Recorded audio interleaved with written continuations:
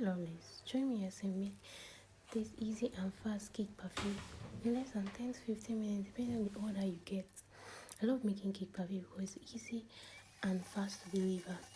So as you can see, I'm trying to mix my whipped cream to give it that stable texture you need, and it's very easy to use a hand mixer because it's very fast and it's going to give you that smooth whipped cream you're looking for. So I went in with my piping bag and my nozzle.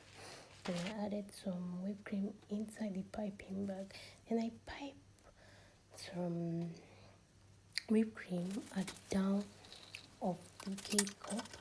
And I went in with small drippings, small toppings, my vanilla, extra whipped cream, some toppings, my red velvet, extra whipped cream, some toppings with some chocolate drip.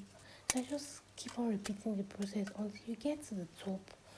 Then I went in with extra whipped cream at the top.